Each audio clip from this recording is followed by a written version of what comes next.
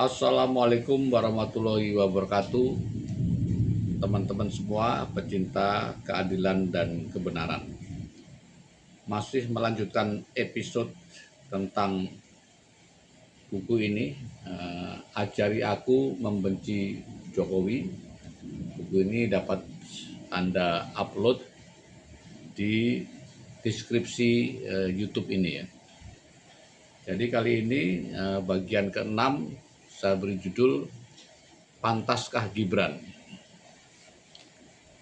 Jadi saya berbeda dengan istri saya. Istri saya sampai saat ini masih belum bisa menerima Gibran sebagai sosok pemimpin ya.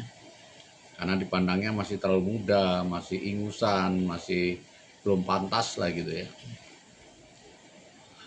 Saya awalnya juga berpikir seperti itu ya. Tapi saya tidak berhenti di situ, saya mencari, saya mengolek informasi secara objektif ya, secara positive thinking ya mencari kebaikan-kebaikan Mas Gibran sebenarnya. Dan saya merasa bahwa ya Gibran pantas ya. Nah, ini penjelasannya apa? Bukti kepantasan itu saya lihat dari ya ketika dia menjadi wali kota Solo, ternyata Solo itu menjadi the most livable city in Indonesia. Jadi kota yang paling nyaman untuk ditempati ya, Solo itu. Kenapa nyamannya? Ya karena fasilitas ada semua, tertata rapi, transportasi mudah, acara-acara budaya dan sebagainya, keamanan terjamin. Jadi nyaman di situ, nggak ada kemacetan, nggak ada dan sebagainya. Ya ini kan bukti tangan dinginnya, tentu saja tangan dinginnya dan ide-ide kreatif dari Mas Gibran ya. Kemudian juga dinobatkan sebagai kota dengan daya saing daerah tertinggi, terutama karena penerapan IT yang paling maju. Ya itu tentu saja Gibran yang perannya di situ ya, mendorong semua UMKM macam-macam, wah IT semua. Itu saya melihat ya harus diakui ini memang tangan dingin Gibran di kota Solo itu. Kemudian saya melihat kapabilitas yang lain ya saat debat presiden ya. Orang kan meragukan sekali, ada yang masa dibandingkan dengan Mahfud MD kan kayak bumi dengan langit nih, sama budayawan yang ngomong seperti itu ya. Tapi ketika saya lihat di debat ya dia mampu mengimbangi semua yang senior-senior itu. Bahkan dalam tanda petik bisa mempermalukan Mahfud MD dengan cara cerdiknya dia menanyakan hal-hal yang dia yakin Mahfud MD belum menjangkau gitu, isu-isu terbaru terkini. Meskipun ini banyak yang mengkritisi ya seperti itu terhadap senior ya, tapi itu bukti dia sama sekali tidak ada kelemahan di situ. Dia bisa menjawab semua pertanyaan dengan tertata, dengan mudah difahami, dengan konsep-konsep yang jelas. Itu. Kemudian di G20 ini luar biasa. Pasti para pembenci Gibran dan Jokowi kan pasti melihat dengan cermat. Siapa tahu ada yang kelemahan yang bisa diviralkan. Ternyata kan nggak ada.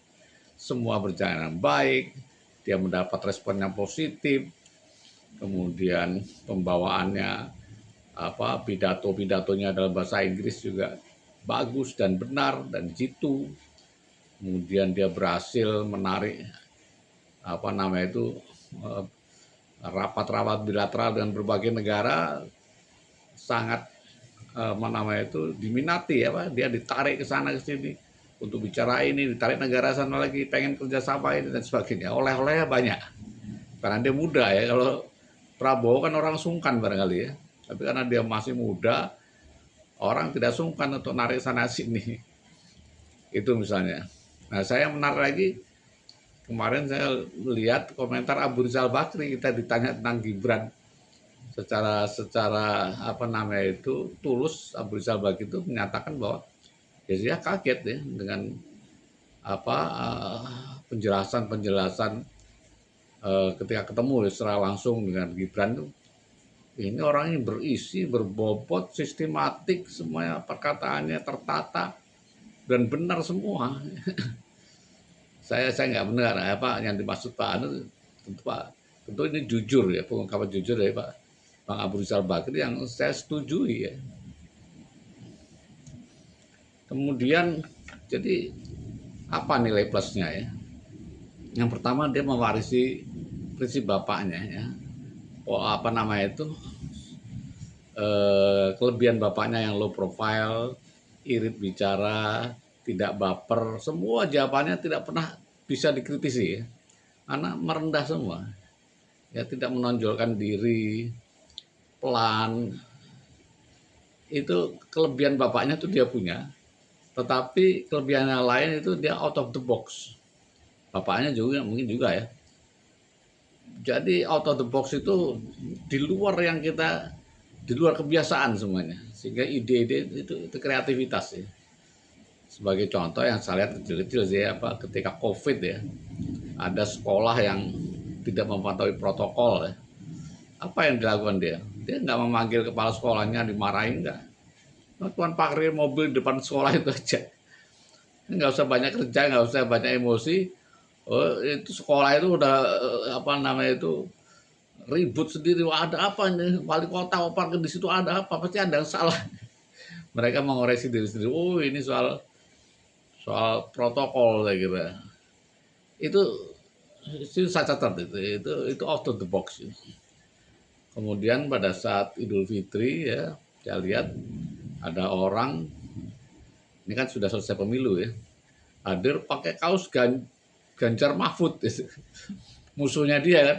Tetapi apa yang dilakukan Gibran ya? Bukan marah, bukan cempetut, malah diajak foto. Ayo foto bareng, malah dikasih sangu. Ya kita sudah selesai pemilu kan harus damai, kan itu nggak ada salahnya sih Pak Gibran itu. Tapi saya kira itu berbeda barangkali kalau itu dilakukan oleh orang yang masih punya apa namanya itu eh, perasaan-perasaan yang tidak enak ya. Jadi dia sudah hilang sama sekali. Kemudian itu out of the box ya, mewarisi apa sifat-sifat bapaknya, belusukan macam-macam, pikirannya yang out the box dan dia muda dan energik, ini jadi kelebihan ya. Jadi bisa dimanfaat, bisa komplementer betul sama sama sama Prabowo. Sekarang Prabowo menugaskan dia untuk ke IKN misalnya. Karena kalau Prabowo sendiri mungkin agak capek ya. Kalau dia kan wah, wirawiri kemana-mana nggak ada masalah. Kemudian pemahamannya tentang AI yang barangkali sangat sedikit dikuasai oleh Prabowo. Nah ini akan banyak sekali berpengaruh pada sistem, pada dan sebagainya. Ada sumbangsinya dalam itu akan besar sekali. Nah, contohnya dia mendorong kris, ya, mendorong RWA, NFT diterapkan. Ini saya kira perlu diteliti ya. Seberapa besar pengaruhnya terhadap apa nama itu ekonomi, terhadap kesejahteraan, terhadap dan sebagainya. Saya kira besar ya, karena penguasaannya terhadap AI ini. Kemudian yang terakhir saya kemarin nonton acaranya public lecture, diskusi forum diskusi mahasiswa public lecture yang bertajuk Notonagoro Public Lecture ya. Pada saat itu yang diundang adalah Anies Baswedan. Setelah selesai, Mas Uceng menanyakan kepada mahasiswa, yang selanjutnya siapa? Mahasiswa itu kompak, Gibran. Saya kira nggak tahu perasaannya Anies waktu itu seperti apa ya. Tapi dia, alhamdulillah, dia jawabannya normatif, bagus, bagus, bagus. Gibran bagus. Saya kira, nah, saya makin menarik karena UGM itu kan orang yang paling benci Jokowi di UGM. Tapi ternyata di kalangan Gen Z ya, atau di kalangan yang apa namanya itu mahasiswa, ternyata nama Gibran itu sangat disukai ya. Gibran memang sering diskusi dengan mahasiswa tapi belum ke UGM.